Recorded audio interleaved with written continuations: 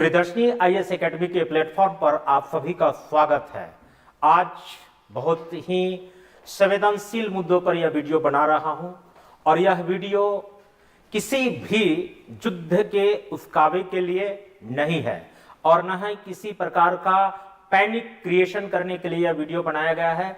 जो भी न्यूज आज दूरदर्शन के माध्यम से और किसी और सोशल मीडिया के माध्यम से जो जिस प्रकार के न्यूज फैलाए जा रहे हैं, उस पूरी न्यूज को हम इस पीआईबी के माध्यम से यह समझाने का प्रयास करेंगे कि किस प्रकार से रिलेटिएट करने के लिए आतंकवादी के जो 9 ठिकानों को ध्वस्त किया गया था 7 मई के दिन को, वह सारी चीजों की हम जो है बिल्कुल वैज्ञानिक रूप से विश्लेषण करेंगे कि उसमें किस प्रकार के तकनीक का प्रयोग किया गया है, कैसे मिसाइल के प्रयोग किया गया है और उसकी पूरी प्रामाणिकता के साथ हम इसका विश्लेषण करेंगे। यह सारी की सारी वीडियो आपको तथ्यात्मक पहलू और भारत सरकार के जो है पीआईबी और पीटीआई के सूचना पर आधारित है या रक्षा मंत्रालय के सूचना के आधार पर होगी। यह सारे के सारे वीडियो की प्रामाणिकता भारत सरकार के दी गई वेबसाइट या रक्षा मंत्रालय के वेबसाइट या फिर इसरो या डीआरडीओ के वेबसाइट के आधार पर है। चलिए आज हम चर्चा करेंगे भारत में ऑपरेशन सिंदूर में किए गए प्रयोग के हथियार और उसकी तकनीकी पक्ष का विश्लेषण करेंगे, चूंकि यह साइंस टेक के क्लास में ऐसे प्रश्न आने की संभावना रहती है। तो थोड़ा सी पृष्ठभूमि की हम चर्चा कर लेते हैं कि ऑपरेशन सिंदूर चलाना ही भारतीय सेना को क्यों पड़ा, इसके पीछे की पूरी पृष्ठभूमि को समझते हैं। ज्ञातव्य है कि 22 अप्रैल 2025 को पहलगांव के वायसरन घाटी में जो निर्दोष लोगों की हत्या कर दी गई, जो पर्यटक के रूप में गए थे, जिसमें 26 लोग शामिल थे, जो और इस ऑपरेशन का सिंदूर इसी नाम रखा गया कि एक नेवी ऑफिसर की नव दंपति ने अपने सुहाग को खो दिया। शायद उनकी इस सांस्कृतिक रूप से जो मान्यता है सिंदूर, उनकी सिंदूर की मांग होना पड़ा असमय, इसलिए इस प्रोजेक्ट को जो भारतीय सेना के द्वारा चलाया गया, इसलिए इसका नाम सिंदूर रखा गया है, जो बेहद संवेदनशील और भारतीय संस्कृति के आधार पर और महिला सशक्तिकरण के आधार पर इस नाम को रखा गया है, नामकरण किया गया है। इस पूरे जो है जो भारतीय सेना के द्वारा जवाबी कार्रवाई की जाएगी सिर्फ और सिर्फ आतंकवादी ट्रेनिंग सेंटर को ध्वस्त करने के लिए। मैंने किसी सिविलियन या किसी प्रकार के, यहां तक कि किसी सेना के ऊपर मैंने किसी प्रकार का हमला नहीं किया गया है, यानी कि 9 आतंकी ठिकानों को ध्वस्त कर दिया गया, जिसमें 22 मिसाइल का प्रयोग किया गया है। 22 मिसाइल दागे गए हैं। यह प्रकार के रूप में जाने का प्रयास करेंगे कि किस किस प्रकार के मिसाइल का प्रयोग किया गया है, इसकी तकनीकी पक्ष को भी जानने का प्रयास करेंगे। तो चलिए, ये जो छोड़े गए हैं मिसाइल, उसमें जो प्रमुख मिसाइल छोड़े गए हैं वो राफेल से छोड़े गए हैं। और राफेल की एक विशेषता थी कि जिस समय 2019 में इसी प्रकार का जो मिराज 2000 से जो चूंकि हमने एक जो एस्केलेशन करना पड़ा था आतंकवादियों के विरुद्ध, वह हमें अंतरराष्ट्रीय सीमा के अंदर जाके करना पड़ा था, क्योंकि उस समय हमें राफेल जैसे विमान नहीं थे, लेकिन हम अपनी अंतरराष्ट्रीय सीमा में रहकर ही उसका उल्लंघन किए बिना भी हम पूरा नेस्तनाबूद कर दिए आतंकवादी के 9 ठिकानों की। इसकी पूरी वैज्ञानिकता का हम विश्लेषण करेंगे। तो पहला है कि जिस हथियार का प्रयोग किया गया, उसमें पहला है जिस एयरक्राफ्ट के रूप में प्रयोग किया गया, वह है राफेल। राफेल जो 24,500 केजी वजन का है, 9.5 टन के हथियार को ले जाने में सक्षम है। स्पीड है 1912 किलोमीटर, 1912 किलोमीटर की रफ्तार है, 1912 किलोमीटर की रफ्तार है। किलोमीटर प्रति घंटा की रफ्तार है, यानी कि इसकी स्पीड जो है लगभग 1.8 मैक है। 1.8 मैक का स्पीड है, मैक का स्पीड है आपका, यानी राफेल का, जो फ्रांस के दसाल्ट एविएशन कंपनी द्वारा बनाया गया है।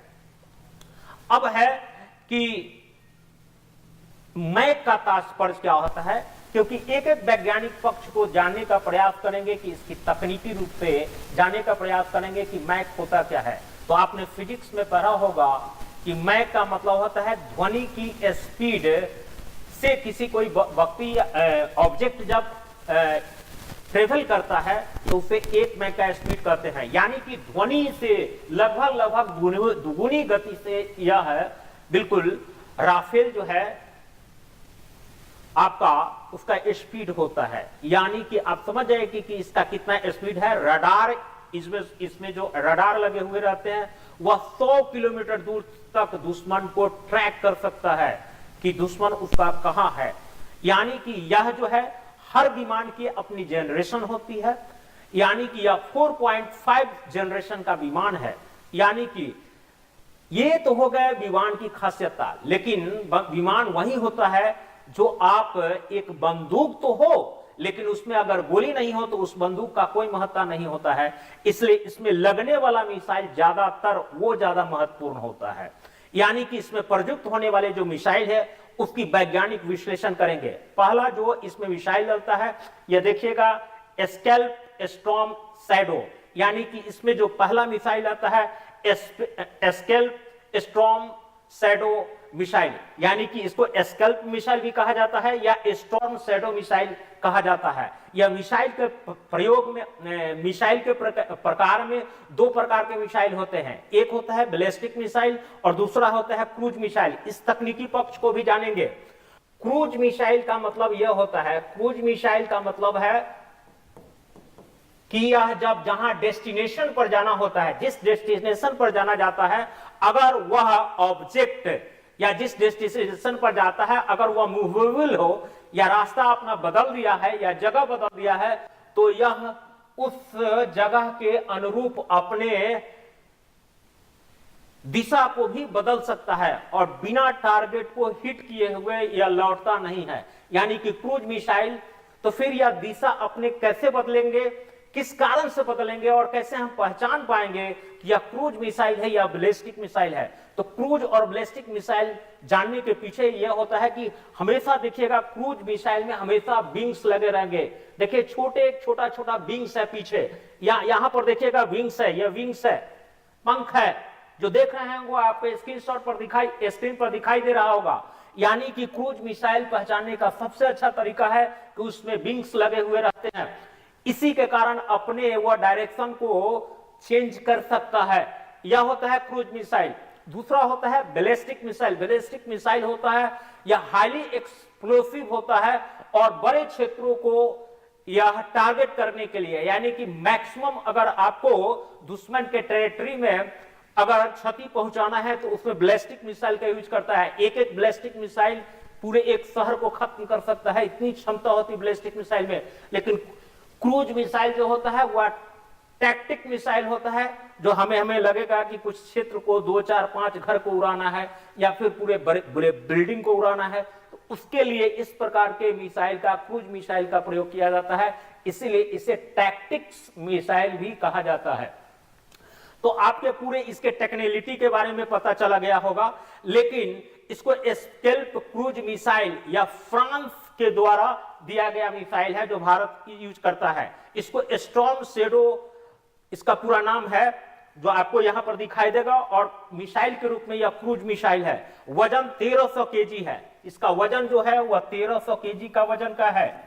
यह 1300 केजी का वजन का है और 250 ग्राम नहीं 250 केजी या विस्फोटक पदार्थ को ले जाने की क्षमता रखता है। यानी कि इसकी सबसे बड़ी खासियत क्या है कि अगर दुश्मन किसी बंकर में छुपा हुआ होगा या पहाड़ों के बीच की कंदराओं में अगर छुपा होगा तो वह उसे भी खोजकर मार सकता है, यानी कि बंकर में छुपे हुए दुश्मन को भी मार सकता है। वर्ल्ड की अगर बेहतरीन मिसाइलों में से अगर इसे एक कहा जाए तो कोई अतिशुक्तिपूर्ण बात नहीं होगी। एक्यूरेसी तो इसकी इस प्रकार की है कि खिड़की के साइज के टारगेट को भी यह हिट कर सकता है। अब आपको लगेगा कि ऐसा इसमें कौन से साइंटिफिक फीचर है, क्योंकि एक सामान्य जानकारी तो आपको कहीं भी मिल जाता होगा, पेपर या मैगजीन या कहीं पर भी मिल जाता होगा। मैं बताता हूं कि वह कैसे पहचान पाता है और दुश्मन को कैसे पहचान पाता है। जैसे हमारा बॉडी है, हमारा बॉडी जो है वह हीट को छोड़ते रहता है, हीट छोड़ता है, और ये सारे के सारे इस प्रकार के मिसाइल जो होते हैं इसमें सेंसर लगा हुआ रहता है। देखिएगा इस पोर्शन पर विस्फोटक पदार्थ होता है और इसी के पास में सेंसर लगा रहता है अग्र पार्ट पर। यह सेंसर हीट को फीकिंग करता है, यानी कि कोई कहीं से अगर हमारे शरीर से कहीं ना कहीं कोई ना कोई चीज हीट निकलता है, उसी हीट को पहचानता है और उस हीट पर जाकर जैसे वह समझ जाता है कि यहां पर कोई ऑब्जेक्ट है, वहीं पर वह ब्लास्ट कर जाता है। यानी कि इसलिए इसे हीट सीकिंग मिसाइल कहते हैं। यानी कि बंकर में कोई दुश्मन भी छुपा हुआ होगा तो ये स्कल्प क्रूज मिसाइल उस बंकर में छुपे हुए चीज को, अब कहेंगे कि सर अगर हम टेढ़ा मेढ़ा बंकर बना देंगे तो छुप जाएंगे कि नहीं? वहां भी नहीं छुप पाएंगे, क्योंकि यह विंग्स के माध्यम से वह आड़ी तिरछी टेढ़ा मेढ़ा या किसी भी रास्ते को ट्रेवल करके दुश्मन को मारे बिना छोड़ता नहीं है। 100% एक्यूरेसी है इस ऐसे चीजों को। तो कहने का मतलब होगा कि यह बंकर में छुपे हुए जो भी आतंकवादी होंगे उनको यह मार गिराने के लिए अद्भुत क्षमता रखता है यह मिसाइल। इसीलिए इसको स्केल्प क्रूज मिसाइल के नाम से भी जाना जाता है। और इतना ध्यान रखिएगा, स्केल्प मिसाइल सिर्फ और सिर्फ राफेल में ही लगाया जा सकता है और किसी में इसे लगाने की क्षमता नहीं है। उतना सॉफ्टवेयर विकसित करना पड़ता है या उस ढंग के जो है उस विमान से या एयरक्राफ्ट से रिलेटेड उसके सॉफ्टवेयर उस प्रकार से किए जाते हैं। यह तकनीकी चीज है, ऐसे या हर विमान में नहीं लगाया जा सकता या सेट नहीं किया जा सकता है, या सिर्फ राफेल में ही लगता है। दूसरा विमान जो हम आपको बता रहे हैं वह होता है, आप देखिएगा यही है हैमर मिसाइल। हैमर मिसाइल देखिएगा, यह हैमर मिसाइल ध्यान से इस पिक्चर को देख लीजिएगा, और जहां विंग्स लगा हुआ होगा, इसलिए बार बार कर रहा हूं कि यह चित्र के माध्यम से क्रूज मिसाइल और बैलिस्टिक मिसाइल के बीच में अंतर समझ बचाइएगा। यह मिसाइल की तरह काम करता है, लेकिन इसको बहुत लोग क्रूज मिसाइल समझ लेंगे। देखिए यहां पर विंग्स लगा हुआ है, यहां पर विंग्स लगा हुआ है, ये विंग्स लगा हुआ है, तो बहुत लोग समझेंगे कि यह एक प्रकार का क्रूज मिसाइल है, लेकिन ऐसी गलती आप नहीं कीजिएगा। यह क्रूज के रूप में काम तो करता है, विंग्स लगा हुआ है, लेकिन हैमर एक प्रकार का स्मार्ट बम है। स्मार्ट बम कहने का मतलब क्या होता है कि जैसे ऊपर से नीचे बम गिराए, यह सीधी सी ग्रेविटेशनल के कारण वह जिस जगह पर जाकर वह ब्लास्ट कर जाएगा। लेकिन यह कमाल की बात है हैमर मिसाइल। हैमर मिसाइल जो है इसमें सेंसर लगे हुए रहते हैं और यह स्मार्ट बम की तरह काम करता है। आगे बताऊंगा स्मार्ट बम क्या होता है। हैमर जो होता है एक प्रकार का स्मार्ट बम है, इसमें भी सेंसर लगा रहता है, और जहां सेंसर लगा रहेगा वह हीट सीकिंग मिसाइल की तरह काम करेगा। और यह इसमें विंग्स लगे हुए हैं, तो यह समझने का प्रयास मत कर लीजिएगा या कि यह एक प्रकार का क्रूज मिसाइल है, बल्कि यह एक प्रकार का स्मार्ट बम है। तो ये आपको हैमर एक प्रकार का स्मार्ट बम है। सो हवा से जमीन में मार करता है या नीचे की ओर गिरता है कि नहीं? और जैसे ही वह किसी ऑब्जेक्ट से टकराता है तो एक्सप्लोसिव हो जाता है, यानी कि इसका वजन 200 से 1000 किलोग्राम का होता है। मारक क्षमता 70 किलोमीटर है।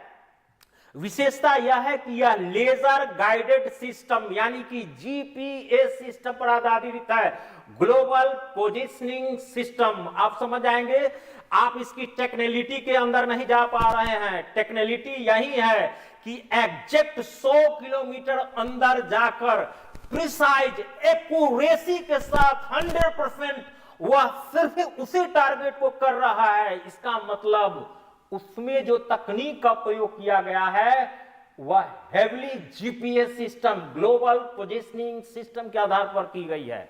आप गूगल चलाते होंगे और इसमें गूगल पर जो आप लोग जो है आप कहीं पर जाने के लिए उस गूगल मैप का प्रयोग करते हैं, वो भी किस सिस्टम पर आधारित है? जीपीएस सिस्टम पर है। और आपको जानकर आश्चर्य होगा कि यह जीपीएस सिस्टम हम अमेरिका पर जो है अमेरिका पर हम आधारित होते हैं, उसी की सिस्टम पर आधारित रहते थे। आज जो है भारत का अपना स्वयं का जीपीएस सिस्टम है। भले ही हमको यूएसए के जीपीएस सिस्टम की एक्यूरेसी के मामले में हम लगभग थोड़े से ही कम है। उसकी एक्यूरेसी 1 मीटर का है, तो हमारी एक्यूरेसी 2 से 3 मीटर तक है। एक्यूरेसी में आप नहीं बोले कि दुगुना कम है, ऐसा नहीं। एक्यूरेसी 1 मीटर और 2 मीटर बहुत कम होता है। तो मेरा जो जीपीएस सिस्टम है वह गगनयान है। गगनयान जो छोड़ा गया था उसको नॉर्मल मत समझिएगा, मेरा अपना जीपीएस सिस्टम हो गया। यह गगनयान जीपीएस सिस्टम हमें वहां से प्रेरणा मिली जब कारगिल का युद्ध हो रहा था। उस समय में लोकेशन देना आपको यूएसए ने बंद कर दिया था, यानी कि जीपीएस सिस्टम ही उपलब्ध नहीं कराया था। इसलिए आज भी जो बहुत बोलते हैं कि यूएसए से हमें दोस्ती करनी चाहिए, उसका जो है जेडी वेंस इस ढंग का स्टेटमेंट दे दिया है। और आप जो है ताता थैया का नाच रहे हैं कि यूएस हमारे साथ है, तो यूएस कभी भारत का अपना दोस्त कभी नहीं रहा है। वो तो चाहता ही है कि भारत जो है पाकिस्तान पर आक्रमण करे और अपने हथियारों का वह बाजार में इसी के आधार पर, उसका इकोनॉमी का मेन आधार कोनो मैन्युफैक्चरिंग हब थोड़ी है। उनका अर्थव्यवस्था का मुख्य आधार हथियारों को बेचकर ही वह नंबर 1 कंट्री बना हुआ है और विदेश नीति को प्रभावित करता है। तो नेक्स्ट वीडियो हम लाएंगे कि कैसे जो है फॉरेन पॉलिसी को हथियार निर्धारित करता है, उसका एक्सपोर्ट और इंपोर्ट। ये भी हम आगे वीडियो लाने जा रहे हैं। तो चूंकि हम इस पर अगर पूरी विश्लेषण करने लगे कि फॉरेन पॉलिसी आईआर कैसे निर्धारित होती है, उसमें हथियार किस प्रकार की भूमिका निभाता है, तो इस पर हम वीडियो बनाए तो एक लंबी वीडियो जाएगी। तो मैं सिर्फ जो टेक्निकलिटी की बात कर रहा हूं, इसलिए उसको मैं छोड़ दे रहा हूं। उस पर नेक्स्ट वीडियो में हम चर्चा करेंगे। यह laser guided system GPS system पर आधारित है। तो कारगिल वाले में मैं कह रहा था कि ये जो घटना घटी थी तो उसमें हमने जीपीएस सिस्टम देना बंद कर दिया था। इसके कारण हमारे सैनिक बहुत हताहत हुए थे। मैं बताऊंगा आगे सियाचिन ग्लेशियर की कहां पर है, किस प्रकार है, उसका लोकेशन भी बताऊंगा। वह किस प्रकार मेरे लिए एक घातक साबित हुआ था। मेरे काफी सैनिक हताहत हुए थे। उस समय हम लगभग लूज कर देने की स्थिति में थे सियाचिन जैसे टैक्टिकल पोजीशन को। उस समय आपका एकमात्र साथी इजराइल था जो अवाक सिस्टम दिया था। और अवाक सिस्टम आज वह सिर्फ अवाक सिस्टम एक प्रकार का ड्रोन ही नहीं था, बल्कि वह एक प्रकार का जीपीएस की तरह काम करने वाला सिस्टम भी था। वह अवाक्स रडार के रूप में एक जीपीएस सिस्टम दिया था। और तब हम देख पाए थे कि दुश्मन किस लोकेशन पर अपनी स्थिति बनाए हुए है और तब हम उसे मार पाए। आज इजराइल के एहसान को हम भूल नहीं सकते हैं। इसलिए सबसे बड़ा दोस्त मेरा इजराइल है, जो बिल्कुल ही कभी भी अमेरिका आपका दोस्त हो ही नहीं सकता है। अमेरिका तो चाह रहा है कि आप बहुत तेजी से उभरती हुई अर्थव्यवस्था है। कई लोगों को लगेगा कि नहीं, अरे इंडिया इतना आसानी से थोड़ी आगे बढ़ जाएगा। एक समय चाइना से भी आगे था इंडिया अर्थव्यवस्था में। आज चाइना कहां पहुंच गया। तो जब 250% जो टेरिफ रेट बढ़ाया गया है और इसमें भारत एक बहुत बड़ा जो है बिल्कुल ही एक जो है मार्केट और पूरी कंपनियां यहां एस्टेब्लिश हो जाती, इसलिए जानबूझकर, और भारत सरकार इसको समझ रही है, जितने भी कमीशन में जो लोग बैठे हुए हैं वो आईएएस आईपीएस पास किए हुए हैं, वो पूरे सिचुएशन और विदेश नीति को समझ रहे हैं कि मेरे ऊपर किस प्रकार से युद्ध थोपा जा रहा है। यानी कहने का मतलब है कि मुझे स्मार्टली इस चीज को लेकर चलना है। यानी कि आपके ऊपर युद्ध थोप दिया जाएगा और कहेगा सिचुएशन अच्छी नहीं है, पूरी कंपनी आपकी यहां से भाग जाएगी, किसी का निवेश नहीं होगा, वो वियतनाम या अन्य देशों में शिफ्ट हो जाएंगे। इसलिए युद्ध में पूरी तरह से फंसाने की साजिश हो रही है। खैर, इंडिया इसमें बहुत अच्छे ढंग से इंडिया के डिप्लोमेट बहुत ही दूरदर्शिता का ध्यान रखते हुए और बहुत फूंक फूंक कर कदम उठा रहे हैं जो बेहद सराहनीय है। मैं उस चीज की भी समीक्षा करेंगे।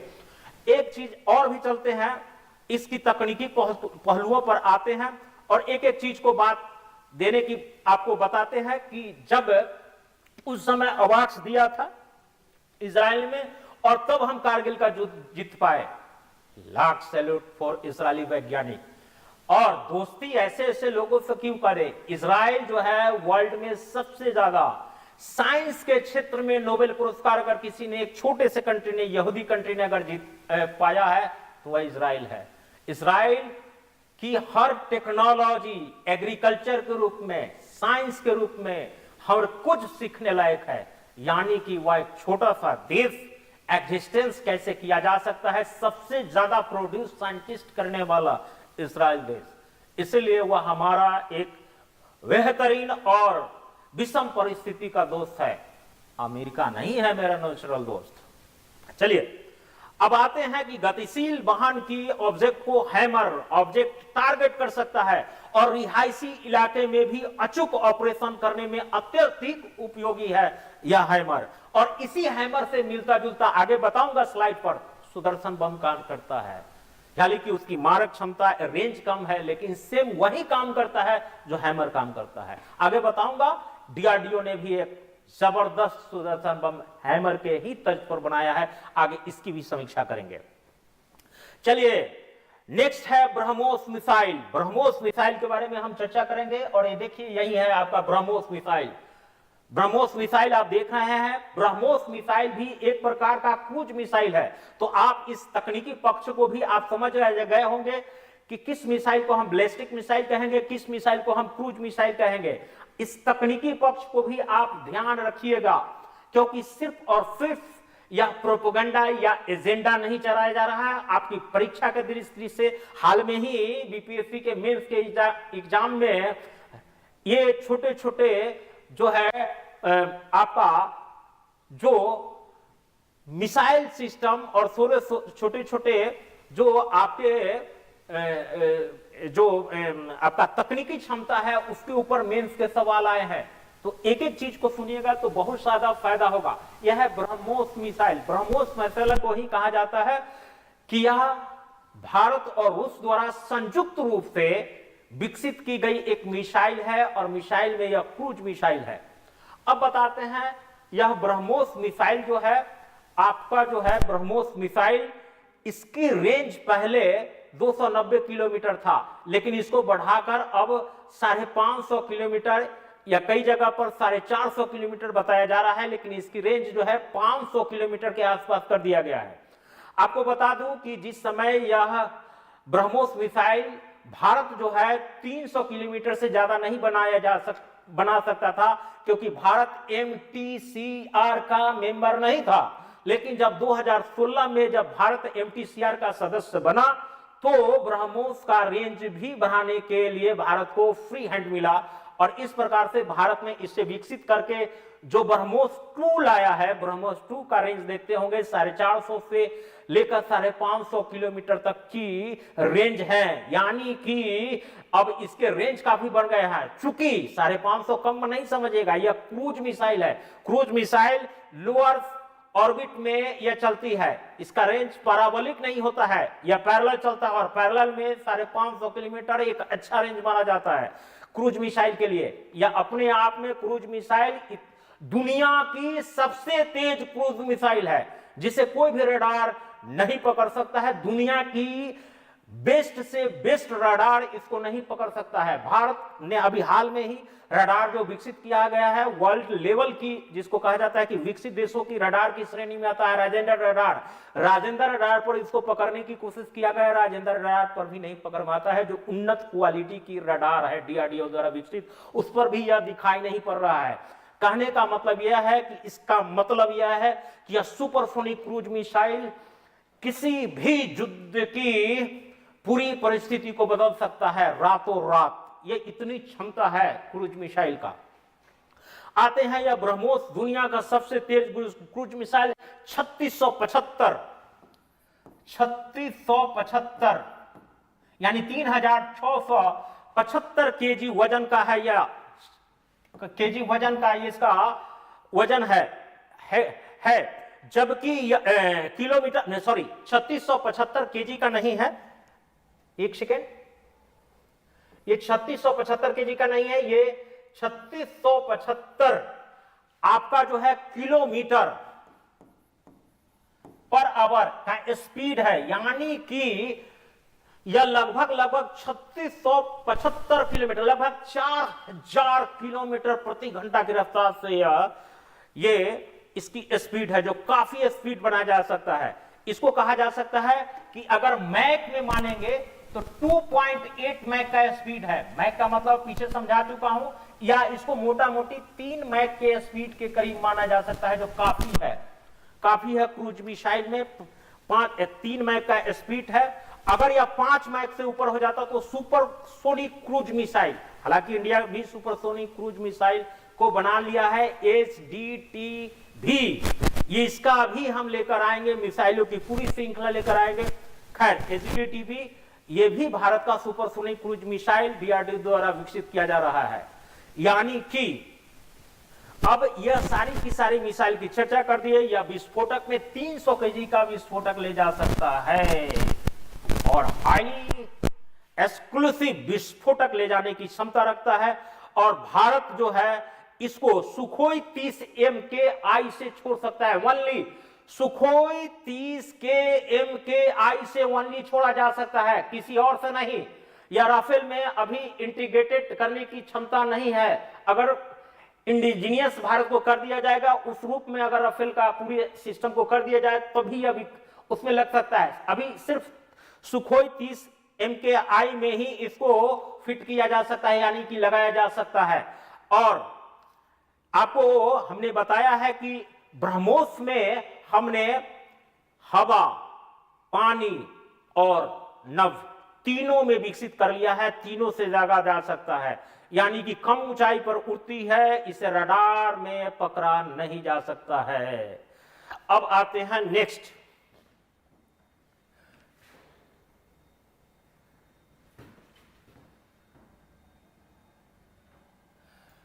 ये है आपका स्पाइस 2000 बम। स्पाइस 2000 बम रेंज 60 किलोमीटर है, 60 किलोमीटर है, वजन 1000 केजी होता है। जब 2019 में, बहुत ध्यान से सुनिएगा, आपको पूरा का पूरा एच देख रहे होंगे, इसमें भी विंग्स लगा हुआ है, इसमें भी विंग्स लगा हुआ है। यह भी एक प्रकार का स्मार्ट बम की तरह काम करता है। बालाकोट में जो एयर स्ट्राइक किया गया था मिराज 2000 विमान से, उस समय मेरे पास राफेल नहीं आया था, तो मिराज 2000 से हमें खैबर पख्तूनवा प्रांत बताएंगे। खैबर पख्तूनवा प्रांत कहां आएगा उस मैप में हम आपको बताएंगे। खैबर पख्तूनवा प्रांत जैसे मोहम्मद के ठिकानों पर पुनः यह ध्वस्त किया गया था, इसमें मिराज 2000 का प्रयोग किया गया है। इसमें कौन सा सिस्टम प्रयोग किया जाता है वो देखिएगा, इसमें भी जीपीएस है। अब जीपीएस हमसे पूछेगा नहीं कि क्या होता है, global positioning system, electro optical sensor, इसमें लगा हुआ है इलेक्ट्रो ऑप्टिकल सेंसर, यानी कि जहां इलेक्ट्रो ऑप्टिकल सेंसर लग रहा है तो हम यहां पर घर पर भी बैठकर, यानी कि घर पर बैठने का मतलब है कि डीआरडीओ अपने अनुसार रडार के माध्यम से उसे मॉनिटरिंग भी कर सकती है। सेंसर से लैस है, खराब मौसम में भी यह सटीक निशानी लगा सकता है। घने जंगलों में अगर छुपा हुआ आतंकवादी है, तो मैंने एक बताया था कि कैसे टारगेट को हिट करती है, तो हमारे बॉडी से भी एक प्रकार का हीट निकलता है और इसमें हीट सीकिंग मिसाइल की क्षमता होती है और टारगेट पर 100% एक्यूरेसी के साथ वह टारगेट को वार कर सकता है। इसीलिए इसे स्मार्ट बम की भी संख्या दी जाती है, that is a smart bomb. Smart बम ये कहने का तात्पर्य होता है कि वह स्मार्ट बम कहीं ना कहीं या तो जीपीएस सिस्टम से लैस होगा या इलेक्ट्रोमैग्नेटिक सेंसर से लैस हो सकता है, उसी को ही हम स्मार्ट बम की संज्ञा दे सकते हैं। नेक्स्ट चलते हैं और आपको जानने का प्रयास करते हैं कि नेक्स्ट क्या है। यही है पोपाई मिसाइल। पोपाई मिसाइल देख रहे होंगे, ये प्रकार का पोपाई मिसाइल है और जहां पर विंग्स लगा हुआ रहेगा इसका मतलब ही यह क्रूज मिसाइल की तरह ही काम करेगा।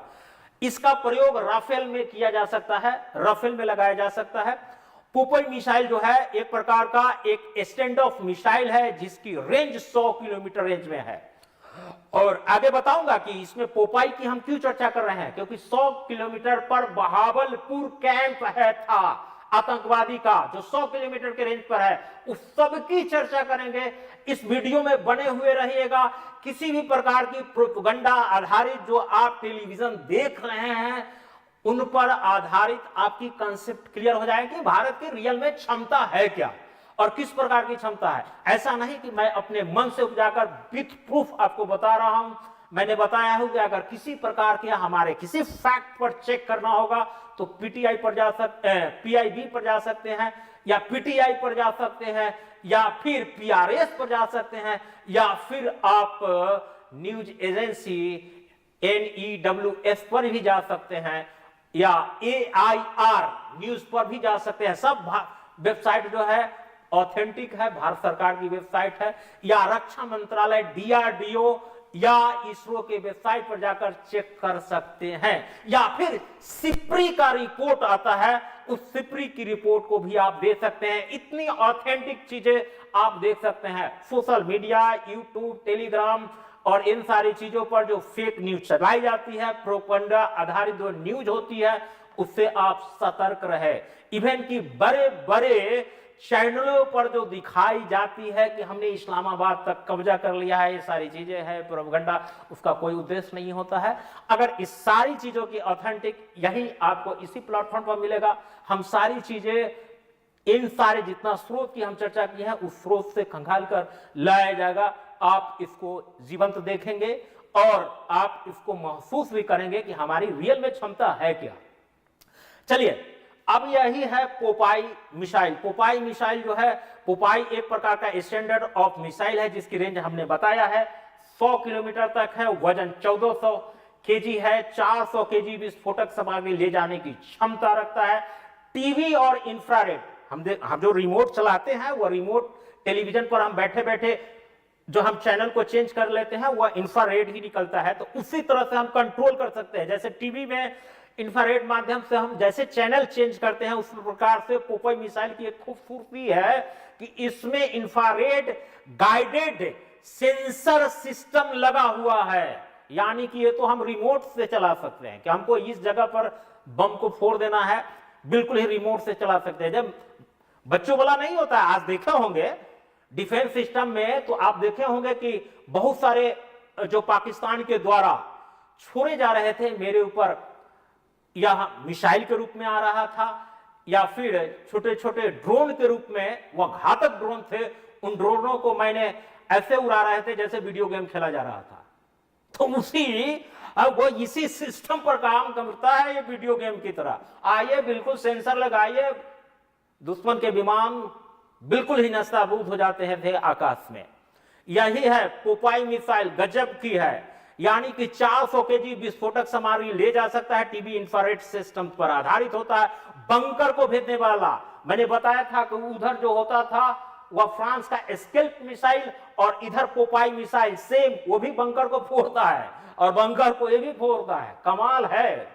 यानी कि हमारा यह स्वदेशी भी है। स्केल्प मिसाइल का कम रेंज वाले में हमारा स्केल्प मिसाइल का भी हमने काट दिया, DRDO ने भी दे दिया है। यह स्वदेशी है, कमाल है। ये लेजर गाइडेड सिस्टम होने के कारण यह छोटे से छोटे टारगेट को पूरी एक्यूरेसी के साथ निशाना नहीं चूकता है। छोटे घर, गाड़ी, एवं गाड़ी से अगर कोई जा रहा है, छोटी सी कार में जा रहा है, तो उस कार को भी टारगेट बनाया जाएगा। अगर वह मूवेबल 100 किलोमीटर 150 किलोमीटर की रफ्तार पर भी हो, एक्यूरेसी के साथ एग्जैक्ट उसी कार को निशाना बना सकता है। यह है एक्यूरेसी इस सुदर्शन बम का, पोपाई बम का। ये सारी की सारी चीजें हैं, बंकर को भेदने वाला भी है। नेक्स्ट चलते हैं। नेक्स्ट आप चलिए, यही है सुदर्शन बम, कमाल है। हालांकि S-400 का नाम भी सुदर्शन रखा गया है। हालांकि परीक्षा में यह नहीं लिखना है, बहुत लोग ये मीडिया द्वारा दिया गया शब्द है सुदर्शन। सुदर्शन नाम ले गए, भगवान सुदर्शन, भगवान जो है ये क्या कहते हैं कि भगवान श्री कृष्ण के सुदर्शन चक्र थे, जिस सुदर्शन चक्र को 101 गाली देने पर शिशुपाल का सर से धड़ अलग कर दिए थे, वही सुदर्शन रखा गया था कि इसके रेंज में कोई नहीं आएगा। तो S-400 उसी तरह से काम रखता है, तो मीडिया के द्वारा दिया गया नाम है यह सुदर्शन। लेकिन उसको आप परीक्षा की दृष्टि से S-400 ही लिखिएगा, लेकिन यह सुदर्शन बम है, इसमें कंफ्यूज मत होइएगा कि सुदर्शन, ये सुदर्शन बम है। और सुदर्शन बम जो है एक प्रकार से यह सुखोई 30 के MKI, अब सुखोई 30 है सर रसिया का, लेकिन उसमें MKI जोड़ा गया है कि इसको सुखोई को भारतीय भारतीय जलवायु, क्लाइमेट और पहाड़ी क्षेत्रों को ध्यान में रखकर इसके इंडिया के अनुरूप बनाया गया है, इसलिए उसका नाम अंत में जोड़ा गया है MKI। जो सुखोई, हालांकि और भी देशों को रसिया ने दिया है, उसमें MKI लिखा हुआ नहीं मिलेगा, सिर्फ इंडिया के। तो इंडिया को देखिए रसिया कितना अच्छा दोस्त है कि वो अपना विमान भी बनाता है तो भारत की परिस्थितियों को ध्यान में रखकर उसको इंडिजीनियस कर देता है। सबसे अच्छा दोस्त कौन है? रसिया है, सदाबहार दोस्त है कि नहीं? तो ये सारी है। और फिल्में मेरा नाम जोकर भी रसिया में काफी चला था, हॉलीवुड वाले भी इस चीज को समझ रहे हैं, यानी कि हमारी सांस्कृतिक संबंध भी रसिया से काफी अच्छी है। विशेषता, राज कपूर जिस प्रकार से इंडिया में फेमस है उसी प्रकार से रसिया में भी फेमस है। खैर, विशेषता है यह लेजर गाइडेड सिस्टम है, एक छोटे से टारगेट को भी नहीं चुकता, इवन कि छोटे घर को भी टारगेट बनाया जा सकता है। इसीलिए अगर सुदर्शन बम का इस्तेमाल किया गया होगा एग्जैक्ट किसी घर का लोकेशन में जाकर उड़ाने का, कोई किसी प्रकार का सिविलियन का कोई हानि नहीं हुआ। ये एक्यूरेसी DRDO ने दिया है हमारे सैनिकों को कि, और वायु सैनिकों को, कि अभी पूरे एक्यूरेसी के साथ दुश्मन पर सटीक हमला कर सकते हैं। अगर उनको यह मन होगा कि अब रिहायशी इलाका में छुप जाते हैं, और यही तो करता है। आप देखोगे पाकिस्तान की यह पृष्ठभूमि है कि उनके जितना भी जो बड़े बड़े आतंकवादी होते हैं वो सभी के सभी घर रिहायशी इलाका में है। वह इसलिए बना के रखते थे क्योंकि अगर किसी प्रकार का उस पर हमला होता है तो हम ये कहेंगे कि देखिए रिहायशी, पाकिस्तान यह क्लेम कर देगा देखिए हमारे रिहायशी इलाकों को टारगेट किया गया है। लेकिन अब इंडिया के पास, DRDO के पास अपना इस प्रकार का स्मार्ट बम है और उस पर से हमारा अपना GPS गगनयान है। तो नरेंद्र मोदी का यह भाषण भले ही बहुत लोगों को राजनीतिक लगता होगा, लेकिन वैज्ञानिक दृष्टि से 100% सही है कि तुम कहां भी छुपे हो, हम वहां से ढूंढ कर तुम्हें मार देंगे। किसके बदौलत बोल रहे हैं? इसी प्रकार के स्मार्ट बम के आधार पर, यानी कि आप किसी छोटे से छोटे खिड़की नुमा संरचना में भी अपने आप को बचाए होंगे, तभी यह हीट सीकिंग मिसाइल आपको खोजकर मार सकती है।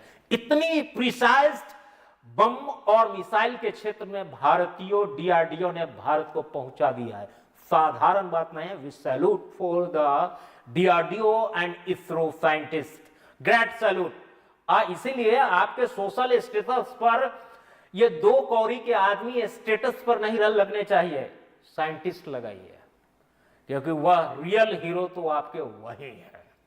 चलिए, यानी कि आप इन सारी चीज को जान गए होंगे, लेकिन हाल की घटना ने, हाल में जो 1-2 दिन में जो घटना घटी है, और उस घटना की मैं चर्चा न करूं तो यह पूरा वीडियो जो है अधूरा रहेगा। और वीडियो बनाने का उद्देश्य निरुद्देश्य के रूप में यह समाहित हो जाएगा। हमने हमला किया आतंकवादी पर, 9 कैंप उड़ाए।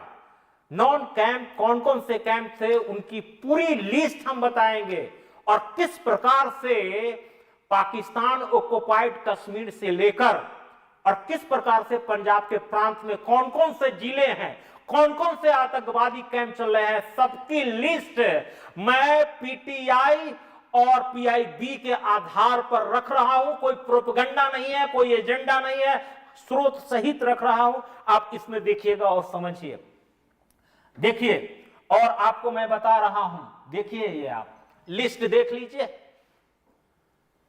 देखिए लिस्ट, ये आपका पूरा का पूरा हम ये लिस्ट आपको बता रहे हैं विथ मैप, और लिख लीजिए, स्क्रीनशॉट भी लिख लीजिए। मैं एक एक चीज के आधार पर देख लीजिएगा, यहां पर सोर्स भी लिखा होगा, देखिए सोर्स पीटीआई, पीटीआई भारत सरकार का है, इसमें किसी प्रकार का प्रोपेगेंडा नहीं हो सकता है, सारा न्यूज जो फ्लैश होता है उसी का आधार बनाया जाता है। स्रोत पीटीआई का है, मैप प्रतीकात्मक हो सकता है, लेकिन यह पूरे के पूरे सारा साइट्स जो लिया गया है वह तो पीआईबी से लिया है या पीटीआई से लिया गया है।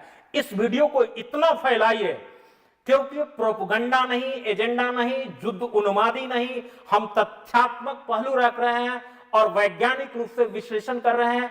मैं अपने क्षमता का प्रदर्शन नहीं कर रहा हूं, बल्कि अपनी क्षमता को बहुत शालीनता के साथ आपके रख रहा हूं। और हमारी तो 1% मैंने अपनी शक्ति का प्रदर्शन किया, 100%, 1% भी नहीं है। तो समझ जाओ, जब हम 100% अपनी इफिशियंसी पर आ जाए तो शायद पाकिस्तान कल का, अटल बिहारी वाजपेयी बोले थे कि कल का सूरज नहीं देख पाएगा पाकिस्तान, तो सच वही घटना घट जाएगी। लेकिन हम जो है बुद्ध और महावीर के धरती वाले देश हैं, सत्य अहिंसा परमो धर्मों वाले देश हैं, और हमारी शांति को कायरता न समझे कोई। हम शक्ति प्रदर्शन भी करना जानते हैं, और हम बिल्कुल ही हम मुंहतोड़ जवाब देना चाहते हैं ऐसे नापाक इरादे वाले को जो भारत पर गंदी नजर रखते हैं। चलिए एक एक ठिकानों का हम वैज्ञानिक विश्लेषण करते हैं, और हम इसका वैज्ञानिक विश्लेषण करते हैं।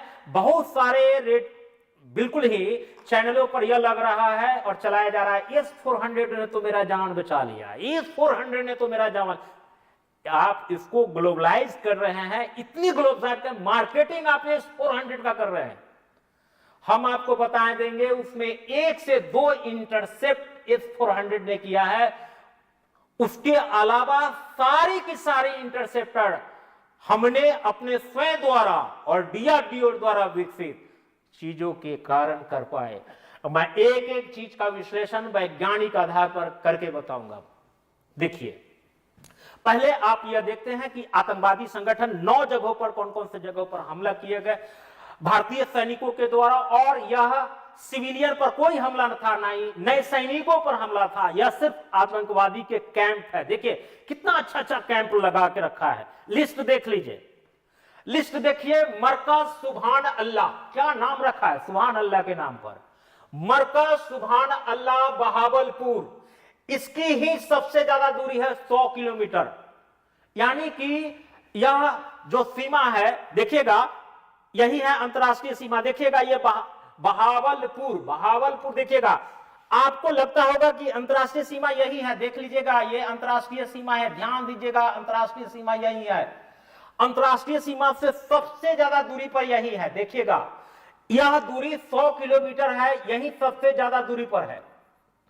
तो आप समझ जाइए, जब हमारे एस्केल्प का मिसाइल का, बहुत ऐसे मिसाइलों का जो लिस्ट बना रहे थे, उसका तो रेंज 500 किलोमीटर तक है, ये तो 100 किलोमीटर है। हम तो बिल्कुल बिना अंतरराष्ट्रीय सीमा का उल्लंघन किए हुए ही हम बिल्कुल ही अपने सीमा में रहकर उसे पूरे मिसाइल से नष्ट कर सकते हैं। तो पाकिस्तान जो, वो पाकिस्तान नहीं है, मूर्खास्तान है, उसने बोला कि अंतरराष्ट्रीय सीमा का उल्लंघन किया है। भारत ने कहा कि ठीक है, तो बताओ, रडार होगा ना, सिस्टम होगा, उसमें बताओ कि हमने कहा अंतरराष्ट्रीय सीमा का उल्लंघन किया है। ऐसे भी वहां के नेता को बुद्धि ही कहां है। तो ऐसे ही भिखारिस्तान, मान लीजिए कि किसी की आर्थिक स्थिति खराब हो, लेकिन बौद्धिक क्षमता भी विलुप्त हो जाए, तो उस देश का कल्याण तो कभी नहीं हो सकता है। यानी कि देखिए, यहां पर हम 100 किलोमीटर में हम अंतरराष्ट्रीय सीमा उल्लंघन करने की आवश्यकता नहीं, हमें इंडिया की सीमा से ही पूरे इतनी टेक्नोलॉजी है, इतनी एक्यूरेसी है, मैं बताया हूं पूरी वीडियो में कि इतनी एक्यूरेसी से कैसे मार सकता है। ये सारी की सारी टेक्नोलॉजी से हम पूरे इस बिल्डिंगों को उड़ा दिए। आश्चर्य में है कि यह तो ऐसी क्षमता तो इजराइल करता है, अमेरिका करता है, इतना प्रिसाइज भी नहीं कर पाता है, या पूरे दावे के साथ कहता हूं इतनी प्रिसाइज नहीं कर सकता है। वह क्षमता डीआरडीओ के कारण, भारतीय वैज्ञानिकों के कारण ऐसी क्षमता भारत ने हासिल कर ली है। तो आतंकवादी कान खोलकर सुन लो, अब तुम्हारी यह गिदर भपकी देकर रिहायशी इलाकों में अगर पल्लू में छुपने का प्रयास करोगे तो वहां भी मारे जाओगे। यह है 100 किलोमीटर और सबसे कम दूरी पर है तेरह कला। तेरह कला आपका है सिर्फ 8 किलोमीटर की दूरी पर। हालांकि वो लिस्ट भी बताऊंगा कि कितना कौन किलोमीटर पर है। वो लिस्ट यहां पर दिखाया हुआ नहीं है। 13 किलो, ये 8 किलोमीटर की दूरी पर, सबसे कम दूरी पर, अंतरराष्ट्रीय सीमा के यही नजदीक है। सारा का लिस्ट बताऊंगा। अब देखिए क्या क्या आतंकवादी संगठन का यह या तो हेडक्वार्टर है और नहीं तो उसका ट्रेनिंग सेंटर है आतंकवादी का। हमारे यहां आईआईटी है, बहुत सारे संस्थान है जो एजुकेशन फील्ड में, या डीआरडीओ है, या फिर इसरो है। इसके यहां पर देखिए क्या क्या है। मरकज ए सुभान अल्लाह, यानी ईश्वर का भी नाम जो है, अल्लाह का भी नाम ये कितना बड़ा बदनाम कर चुका है। इसका कल्याण कौन करेंगे? अल्लाह भी नहीं माफ कर पाएंगे। बहावलपुर में है, जैसे मोहम्मद का ये हेडक्वार्टर है। पूरी अय्यासी के साथ इस पर उसका फैमिली रहता था, यहीं पर उसका सारा फैमिली मारा गया। जैसे मोहम्मद का हेड का वो मरकज सुभान अल्लाह, इसमें ये पूरा स्विमिंग पूल आप देखिएगा, कहता है कि मैं ईश्वर के लिए करता हूं सारा स्विमिंग पूल, पूरा ये सो आराम की चीजें, वाटिका, ये सारा चीज इस मस्जिद के अंदर है। पूरा अय्यासी की पूरी सुविधा है यहां पर। यह है मरकज सुभान अल्लाह बहावलपुर, जैसे मोहब्बत का हेडक्वार्टर। यह हेडक्वार्टर है इसका। मरकज तैयबा देखिएगा, पिक्चर में देखिएगा, यही है बहावलपुर। और चूंकि आप कहिएगा सर दूसरे जगह भी तो बना सकता था, मुजफ्फराबाद में बना सकता था, लेकिन यह क्यों बहावलपुर में रखे हुए? देखिए ये बहावलपुर जो है ना, एक प्रकार का रिहायशी इलाका है, और उसमें वो सोच रहा था कि हम 100 किलोमीटर अंदर है कोई भी, और ये इसी के आसपास में पाकिस्तानी रेंजर सेना का हेडक्वार्टर भी है, इसी बहावलपुर में। आप गूगल पर सर्च कीजिएगा। यानी कि इसको सुरक्षा कौन दे रहा है? तो भारतीय पाकिस्तानी सेना के रेंजर इसके जो है सुरक्षा देते हैं। अभी हाल में ही देखेंगे कि एक जो आतंकवादी मरा है, उसके जनाजे में वहां के बिल्कुल ही जो सैनिक अधिकारी है, सैनिक है, वह सैल्यूट कर रहा है और उसकी जनाजे में जा रहा है। इसका मतलब आतंकवाद। इससे बड़ा प्रूफ क्या हो सकता है? इससे बड़ा प्रूफ क्या होता है कि पाकिस्तान एक आतंकवादी देश है? यह प्रूफ करने की क्या जरूरत है? देखिए मैं आपको ये भी ऐड करते चला जाता हूं कि अभी जो है एफटीए के ग्रे लिस्ट में डालने के लिए भारत काफी जोर दे रहा था कि भाई ये सब आतंकवादी हमला कर रहे हैं और तुम जो है इसको जो एफएटीएफ के ग्रे लिस्ट में नहीं डालो। और ग्रे लिस्ट में डालने की तो बात ही छोड़ दीजिए, अभी हाल में ही जो है आईएमएफ, इंटरनेशनल मॉनेटरी फंडिंग, जिसका सबसे ज्यादा शेयर, मॉनेटरी फंडिंग में वोटिंग राइट नहीं होता कि भारत एक है तो एक वोट जाके डाल देगा तो उसका सेम वैल्यू होगा, या यूएसए डालेगा देखो तो उसका सेम वैल्यू होगा। नहीं, उसमें होता है जो जितना उसमें ग्रांट दिया है, दान दिया है, उसके आधार पर वोटिंग राइट होता है। तो लगभग 50% जो है ग्रांट जो देता है वह यूएसए देता है, तो उसकी पूरी मोनोपोली जो चलती है वह यूएसए का चलता है। एक तरफ कह रहा है अमेरिका का दोस्त, अमेरिका जो है भारत का दोस्त बनने का ढोंग रच रहा है, और दूसरी तरफ आईएमएफ से अभी तुरंत जो है अभी मिलने जा रहा है। आज ही कल की न्यूज है कि वह पाकिस्तान को दे रहा है इतना लोन। बताइए वो सारा पैसा किस में खर्च होगा अभी? और सबके सब साजिश है, ये उससे ड्रोन खरीदेगा, उससे एयरक्राफ्ट खरीदेगा, उससे बहुत सारे, और वह किसके विरुद्ध प्रयोग करेगा? भारत के विरुद्ध। तो आपको टाइमिंग देखिए किस प्रकार की टाइमिंग है। और किस प्रकार का यह है कि युद्ध चल रहा है। आप अब कह रहे हैं भारत को सिर्फ वह यूज कर रहा है, भारत को सिर्फ दोस्ती का छलावा दे रहा है, सिर्फ कंट्रोल कर रहा है चाइना को, इसलिए और कोई रियल दोस्त नहीं है। आपका रियल में दोस्त विषम परिस्थिति में पता चलता है। यही अमेरिका था ना 1971 के जंग में, अपना पूरा का पूरा जो है अपना परमाणु जो है क्षमता से लैस होकर उसका जो है जलपोत यहां पर आ गया था, घेर लिया था। लेकिन उससे पहले रसिया आकर जो हमारा जो है इसमें बचाया था जान, नहीं तो मेरे ऊपर परमाणु अटैक कर देता है 1971 में, ऐसा धमकी दिया था। तो आप समझ जाइए इनकी बास्टर्ड पॉलिसी क्या है। सचेत रहना है ऐसे लोगों से। ये सारी की सारी चीज मैंने आपको बता दिया। ये मरकज तोयबा मुद्रिके लश्कर तोयबा दूसरे नंबर पर देखिएगा, ये दूसरा नंबर है मुद्रिके, यहीं पर है मरकज तोयबा मुद्रिके। ये लश्कर तोयबा का ये ट्रेनिंग सेंटर है, तेहरा कला, यह सबसे कम दूरी पर है, 8 किलोमीटर सरजल में है तेहरा कला। जैसे मोहम्मद का हेडक्वार्टर है, ममूना जोया सियालकोट हिजबुल मुजाहिदीन का यह हेडक्वार्टर है। मरकज अहले हदीस बरनाला 5 नंबर पर देखिएगा, ये सब आप मिलाते जाइएगा। लश्कर तोयबा का हेडक्वार्टर है। मरकज अब्बास कुटली या जैसे मोहम्मद का हेडक्वार्टर है। मरकज राहिल शाहिद कोटली हिजबुल मुजाहिदीन का हेडक्वार्टर है। सवाई नाला कैंप मुजफ्फराबाद लश्कर तोयबा का हेडक्वार्टर है। और सैयद बिवाला कैंप या 9 नंबर पर ऊपर जाइएगा, ये मुजफ्फराबाद जैसे मोहम्मद का ये हेडक्वार्टर है। तो समझ जाइएगा। एक चीज और ध्यान देखिएगा, ये पीला वाला लाइन जो होगा देखिएगा, ये मैप पर देखिएगा, मैं यहां पर ध्यान से कटिंग कर रहा हूं। ये रेड वाला जो चीज है दूसरे कलर से मैं कर देता हूं ताकि आपको दिखाई दे। ये जो पीला वाला पोर्शन है, पीला वाला जो पोर्शन है, ये सारा का सारा मुजफ्फराबाद पड़ता है, मुजफ्फराबाद पड़ता है। आगे बताऊंगा कि मुजफ्फराबाद पीओके में 10 जिले हैं, उसमें से एक जिला जो है मुजफ्फराबाद है। और यह मुजफ्फराबाद में ही मुजफ्फराबाद और कोटली 2 जिला, 10 जिला में से 2 जिला मुजफ्फराबाद और कोटली में 5 कैंप सिर्फ पाक ऑक्युपाइड कश्मीर में है। कौन है तो ये देखिएगा, 5 नंबर पर कौन है, मरकज हदीस बरनाला। 6ठे नंबर पर आप देखिएगा मरकज अब्बास कोटली। 7वें नंबर पर देखिएगा मस्कर राहिल शाहिद कोटली। और 8वें नंबर पर देखिएगा सवाई नाला कैंप मुजफ्फराबाद। और 9वें नंबर देखिएगा मुजफ्फराबाद, यही है सैयदाना कैंप मुजफ्फराबाद, सैयद अहमद। इसमें 2 जिला आता है, कोटली और मुजफ्फराबाद।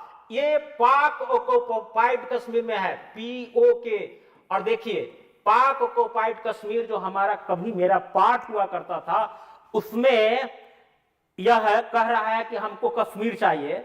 कश्मीर इसलिए चाहिए कि 5 आतंकवादी कैंप इसमें चला रहे हैं, जबकि हमारे इस जो हमारे भारत वाले कश्मीर है उसमें प्रगति हो रहा था, जो तुमसे देखा नहीं गया, क्योंकि तुम्हें तो उसमें आतंकवादी ट्रेनिंग कैंप चलाना है ना।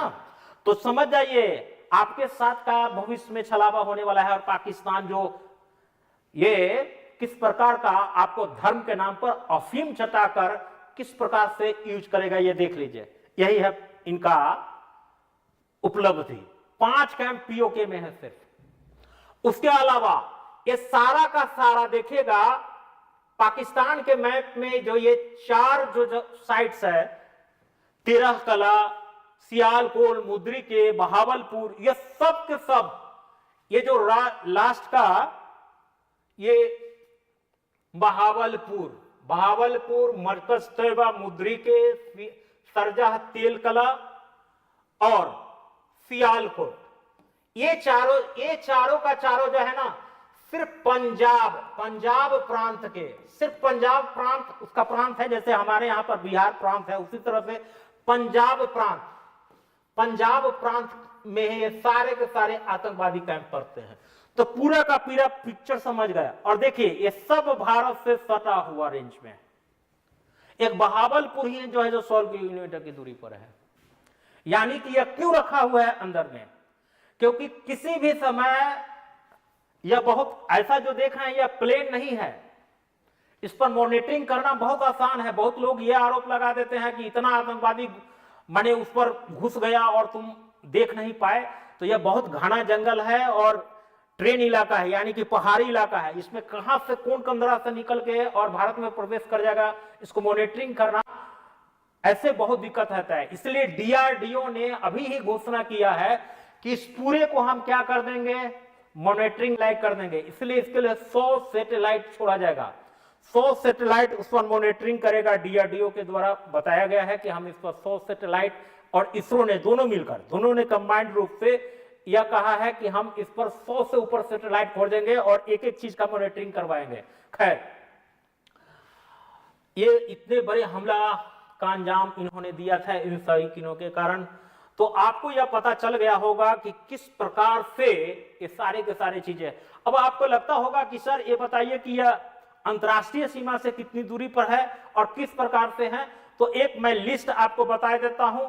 उस लिस्ट के अनुसार जनरली जो है आपका मरकज राहिल शाहिद कोटली कैंप या 15 किलोमीटर अंतरराष्ट्रीय सीमा से है।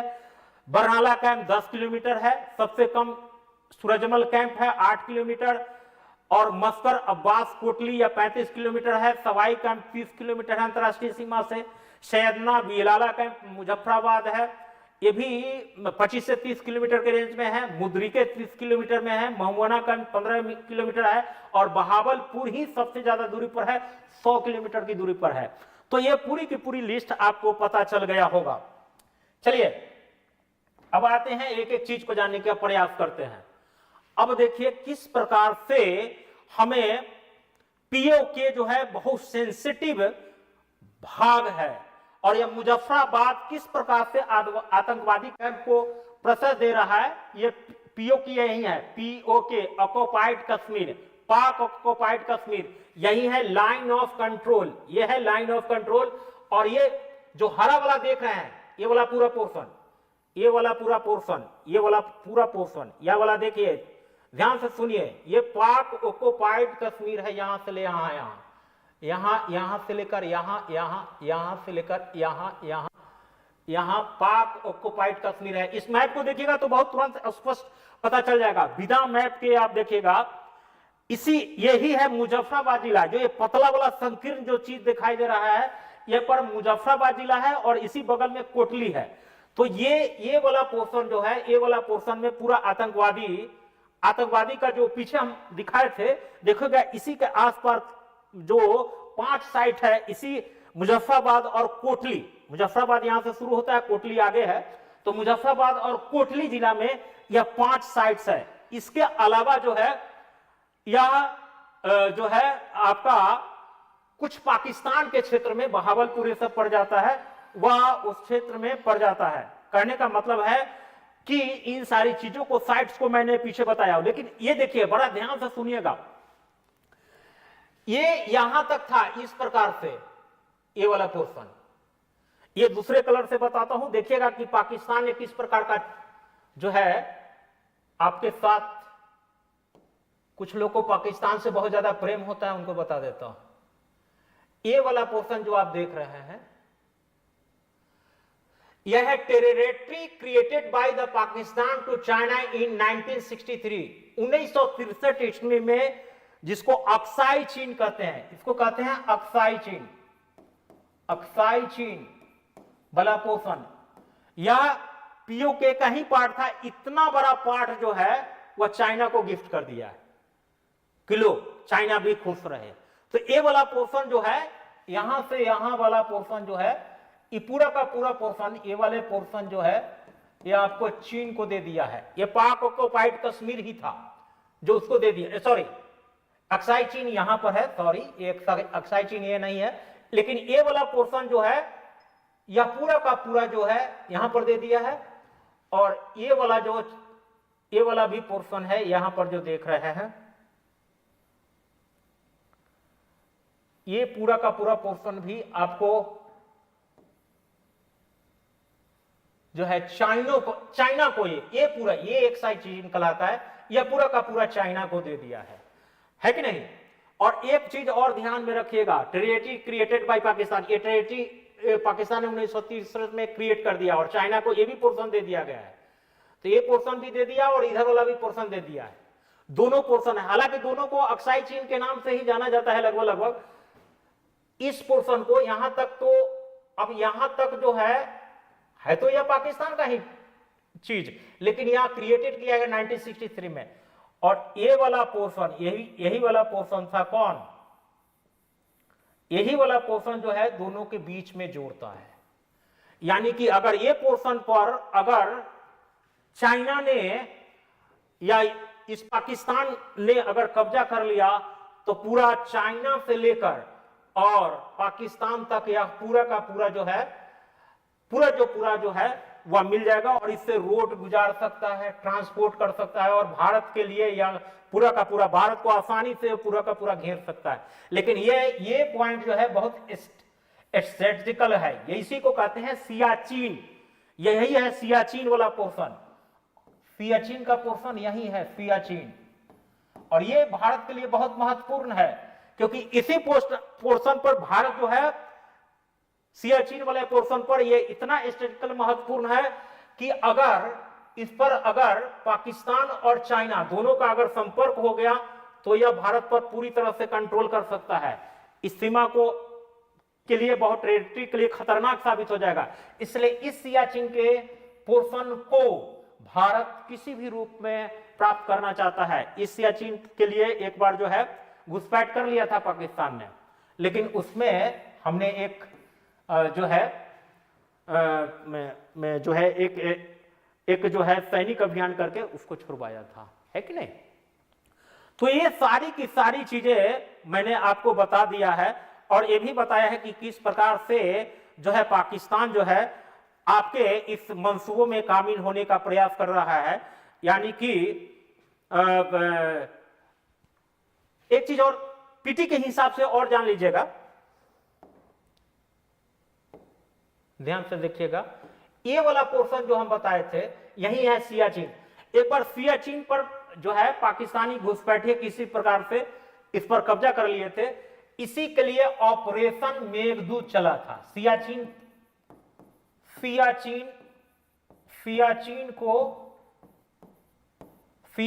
को पुनः प्राप्त करने के लिए ऑपरेशन मेघदूत चलाया गया था। बहुत महत्वपूर्ण है यह ऑपरेशन मेघदूत, है कि नहीं। सियाचिन को प्राप्त करने के लिए ऑपरेशन मेघदूत को चलाया गया था। 1984 की घटना है।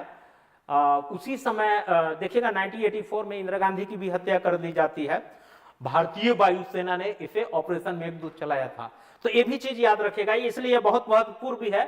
चूंकि यह काफी चर्चा चली है तो इस चीज की मैंने आपको बता दिया है सारा का सारा। मैप से आप बहुत ज्यादा क्लियर हो गए होंगे।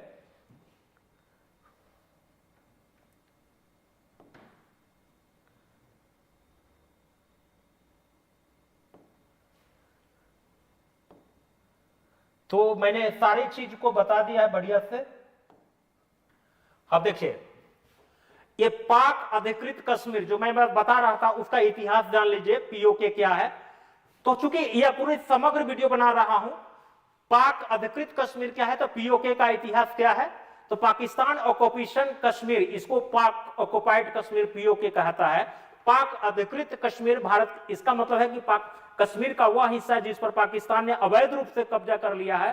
पीओके भारत का हिस्सा है क्योंकि कश्मीर के राजा हरि सिंह और स्वर्गीय पीएम जवाहरलाल नेहरू के बीच में इंस्ट्रूमेंट ऑफ एक्सेशन हुआ था। ये याद रखिएगा कौन सा एक्सेशन था, इंस्ट्रूमेंट ऑफ एक्सेशन हुआ था। इस समझौता के कारण जो है कश्मीर का विलय हुआ था भारत में। तो ये चलिएगा आगे।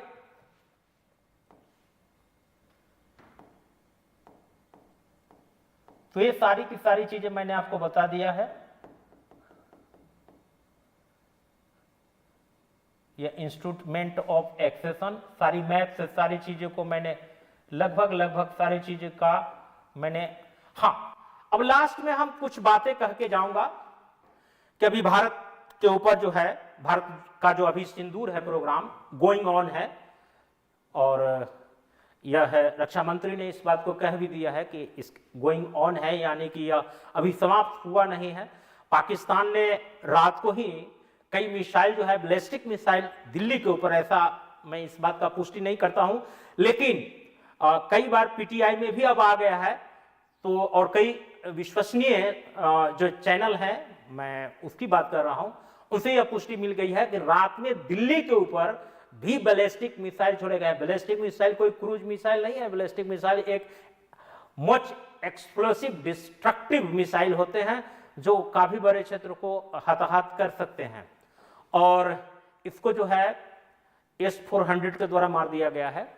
एक चीज और मैं कहना चाहता हूं टेक्निकल रूप से, एक एक चीज को ध्यान से सुनिएगा कि S-400 से ही, या मीडिया में बहुत सारी बात फैलाई जा रही है कि S-400 ही सारी मिसाइल को डिफ्यूज किया गया है, यानी कि इंटरसेप्ट किया गया है। तो तकनीकी रूप से आपको समझाने का प्रयास करते हैं। उसमें 40 किलोमीटर से लेकर और 400 किलोमीटर तक के अलग अलग रेंज के मिसाइल है। एक 40 किलोमीटर के रेंज के मिसाइल का कीमत 6 करोड़, माने एक जो उसका मिसाइल लगता है, जैसे बंदूक में गोली लगता है उसी प्रकार से एक मिसाइल होता है, उस मिसाइल का एक कीमत 6 करोड़ है। अगर वह हर ड्रोन को मारने के लिए 6 करोड़ रुपया अगर उसमें करे तो वह पाकिस्तान चाहेगा कि इस तरह से भारत की आर्थिक स्थिति हम कमजोर कर दें और वह इसी तरह से उलझाएगा। लेकिन नहीं, हमने S-400 बहुत ही सीमित मात्रा में प्रयोग किया गया है, सीमित रूप से प्रयोग किए हैं। वह प्रयोग किया गया है किस रूप में, तो वह प्रचित किया गया है या तो फाइटर जेट को मारने में या बड़े बड़े मिसाइल को इंटरसेप्ट करने में इसका यूज होता है, खासकर बैलिस्टिक मिसाइल इस सब को करने में। छोटे छोटे ड्रोन को मार करने के लिए, छोटे छोटे ड्रोन को हमको खत्म करने के लिए हेरॉन ड्रोन ही काफी है। हेरॉन ड्रोन अभी नाम सुने होंगे, heron drone, heron drone, heron drone यह एक प्रकार का घातक ड्रोन है। इसको कहा जाता है सुसाइडल ड्रोन। इसे सुसाइडल ड्रोन इसलिए कहा जाता है कि एक बार जाता है तो लौट के नहीं आता है। अगर टारगेट नहीं मिला तो खुद ब खुद ब्लास्ट हो जाता है, लेकिन टारगेट मार करके ही अपना दम वहीं पर छोड़ देता है हेरॉन ड्रोन। और हेरॉन ड्रोन, इसी हेरॉन ड्रोन को जब खुद अगर टारगेट नहीं मिलता है तो ब्लास्ट हो जाता है। तो पाकिस्तान वालों ने दावा किया है कि मैंने हेरॉन ड्रोन मार कर गिराया। खैर, उनके लिए संतुष्टि का विषय हो सकता है, कुछ तो कर नहीं सकते हैं, तो कम से कम इतना तो बेवकूफ कुछ अपनी जनता को तो बना ही सकते हैं। क्योंकि हेरॉन ड्रोन का एक खूबसूरती यह होता है, इजराइल द्वारा ऐसा विकसित ड्रोन है जिस ड्रोन के माध्यम से इसमें विस्फोटक पदार्थ रहते हैं और टारगेट एक बार सेट कर दिया गया तो उसको पूरी की पूरी तरह से खत्म कर दिया जाता है। इस हेरॉन ड्रोन का तो चर्चा इतनी ज्यादा होने लगी है कि इस हेरॉन ड्रोन ने PHQ-9 जो डिफेंस सिस्टम था चाइना के द्वारा, कहा जाता है कि चाइना का सामान जो है चली तो माने रात भर भी नहीं चली, अगर चल गई तो चांद तक। तो कहने का मतलब यह है कि चाइना के माल पर कोई भरोसा किया नहीं जाता है। सेम चीज यही है कि हेरॉन ड्रोन ने उसके PHQ डिफेंस सिस्टम को ही ध्वस्त कर दिया, खत्म कर दिया। अब मान ले कि वो अगर किसी प्रकार का मिसाइल चलेंगे तो मेरे पास में मल्टी लेयर डिफेंस सिस्टम है। अभी तुरंत उस लेक्चर पर आऊंगा, या डिफेंस की वीडियो लंबी होगी, लेकिन किसी प्रकार के फलाना ढिलकाना और ब्रेकिंग रेंज देखने की जरूरत नहीं है। आपके सारे कंसेप्ट यहां पर क्लियर हो जाएंगे। बताऊंगा इसी हेरॉन ड्रोन ने क्या काम किया है कि PHQ-9 जो चाइना के द्वारा दिया गया एक डिफेंस सिस्टम था, उस पूरे डिफेंस सिस्टम को ही तोड़ दिया, मैंने विशेष उसमें सेंधमारी कर ली और उसी पर जाकर ब्लास्ट कर दिया, यानी कि पूरा का पूरा खत्म। यानी कहने का मतलब है, इसलिए इस हेरॉन ड्रोन की काफी चर्चा हो रही है, इजराइल के द्वारा दिया गया ड्रोन है। अब जो है चर्चा ये बात की हो रही है कि जब हम ड्रोन का बहुत ज्यादा स्पीड भी नहीं होता है। मैं बताता हूं एक एक चीज को, तथ्य को आपके सामने रखता हूं कि हेरॉन ड्रोन, कोई किसी भी ड्रोन का बहुत ज्यादा स्पीड नहीं होता है। इसको हम बहुत आसानी से इंटरसेप्ट कर सकते हैं या रडार पर आसानी से देखा जाता है, कोई मैक का स्पीड नहीं होता है। लेकिन इस हेरॉन ड्रोन को भी उसके डिफेंस सिस्टम ने नहीं पकड़ पाया। आप समझ आइए कि चाइना का माल पर कितना भरोसा कर सकते हैं। तो ये है स्थिति हेरॉन ड्रोन का। और इतना ही नहीं, जो अपने विमानों की इतनी चर्चा हाइप क्रिएट की जाती है, मैं बताता हूं कि हाइप क्यों क्रिएट की जाती है। कुछ लोग जो दलाल, मैं ऐसे शब्द का इस्तेमाल तो नहीं करना चाहता हूं, कुछ ऐसे पत्रकार होते हैं जो चाटुकारिता करते हैं, तो आपको बता देता हूं कि उसको पेड न्यूज कहते हैं। और हवाला के जरिए भारत में पैसे भेजे जाते हैं ऐसे पत्रकार को, हवाला के जरिए, जिसका जांच करना थोड़ा मुश्किल हो जाता है, कैसे पैसा आ रहा है, कैसे फंडिंग हो रहा है, तो वो उनका पैसे आता है, उनका पेट इसी से पला जाता है। इसलिए वो हाइप क्रिएट करेंगे, अरे चाइना के पास ऐसे है वैसे है। सारी की इस छोटी सी लड़ाई ने सारे लोगों का मार्केटिंग खराब करके रख दिया है। मार्केटिंग या कि अब जो है कोई विमान, कोई भी चाइना का सामान लेना नहीं चाहेगा, वो मार्केटिंग करना चाहता था। एक तो पीएच कोई उसका मार्केटिंग जो रक्षा के द्वारा करना चाहेगा, उसकी विमान को कोई नहीं लेना चाहेगा। अगर कोई लेना चाहेगा तो सारा का सारा करेगा, इसको करार रद्द कर दो। इसमें जबरदस्त मार्केटिंग हुई है आकाश की, डिफेंस सिस्टम की। आपको बता दो, जितने भी ड्रोन और सारे सिस्टम मारे गए हैं, उसमें सारे हमारा स्वदेशी आकाश सिस्टमों ने तोड़ा है। इसलिए जो न्यूज पर बताया जा रहा है कि S-400, तो मैं बताया हूं ना कि एक सिस्टम का 6 करोड़ रुपया दाम है। हाँ, भले बड़े विमान को जो ऐसे बताया जा रहा है कि F-16 को मार गिराया गया है या उनके J-17 को मार गिराया गया है, उसको जरूर S-400 ने उसे ट्रैक करके वहीं पर शूट डाउन कर दिया होगा। लेकिन जितना भी और भी सिस्टम है, उसको लिए तो आकाश सिस्टम, डिफेंस सिस्टम ही काफी है। अब बताएंगे कि भारत को इतना कॉन्फिडेंस क्यों है कि वह मिसाइल के किसी भी प्रकार अटैक से नहीं डर रहा है। दिल्ली में सबसे ज्यादा यहां पर रिहायशी इलाका है जिस पर बैलिस्टिक मिसाइल से हमला किया जा सकते हैं। शाहीन है, गौरी है, किसी भी प्रकार है। हमें इस बात का कोई गम है क्या कि कोई पाकिस्तान का मिसाइल आ जाएगा? जी नहीं, वह पहुंच ही नहीं सकता। वो इस चीज की हम इसकी समीक्षा हम कर रहे हैं कि क्यों नहीं पहुंचेगा। चलिए इसकी चर्चा करते हैं। और मिसाइल डिफेंस सिस्टम के बारे में हम चर्चा कर रहे हैं। मिसाइल डिफेंस सिस्टम में एक जो है हमारे पास है मल्टी लेयर मिसाइल सिस्टम है। मल्टी लेयर डिफेंस सिस्टम इस प्रकार से है कि एक है हमारे पास है पैड, PAD पैड, और एक है ADA, ऐड नहीं ADA है, PAD है और ADA है। पैड है पृथ्वी एयर डिफेंस सिस्टम। पृथ्वी एयर डिफेंस सिस्टम, इसकी रेंज मैं बताता हूं कि क्यों मल्टी लेयर सिस्टम है। और भविष्य में मुझे न S-400 की आवश्यकता पड़ेगी न S-500 की। इसको नाम दिया गया है पैड, पृथ्वी एयर डिफेंस। यह 80 किलोमीटर हाइट, 80 किलोमीटर हाइट पर अगर कोई मिसाइल प्रोजेक्टाइल होकर आ रहा है तो इंटरसेप्ट किया जा सकता है। और दूसरा मिसाइल है आप ये इसका रेंज 300 से 2000 किलोमीटर का बताया जाता है। और इसको विकसित कर रहा है DRDO कि हम इसको 5000 तक ले जाएंगे, यानी कि जहां से ओरिजिन होगा वहीं पर हम इसको खत्म कर सकते हैं, यानी कि पैड। और दूसरा है 80 किलोमीटर ऊंचाई तक खत्म कर सकता है। और एक होता है ADA का मतलब होता है एडवांस एयर डिफेंस सिस्टम। या 30 किलोमीटर की ऊंचाई पर 30 किलोमीटर की ऊंचाई तक वह ऊपर इंटरसेप्ट कर सकता है। और रेंज जो होता है वह लगभग आपका इसमें मोटा मोटी कई जगह पर इन लोग बताते हैं कि 150 से कभी कहीं 200 बताता है, कभी 300। तो हम इसको मान लेते हैं कि 150 से 300 किलोमीटर है। यह तो हो गया पृथ्वी एयर डिफेंस इंडिया का स्वयं का विकसित किया हुआ, जो S-500 का भी आवश्यकता नहीं पड़ेगी। अब S-500 आ रहा है, या कहा जा रहा है कि क्रूज मिसाइल को भी रोकने की क्षमता होगी और हाइपरसोनिक मिसाइल को भी इंटरसेप्ट करने की क्षमता होगी।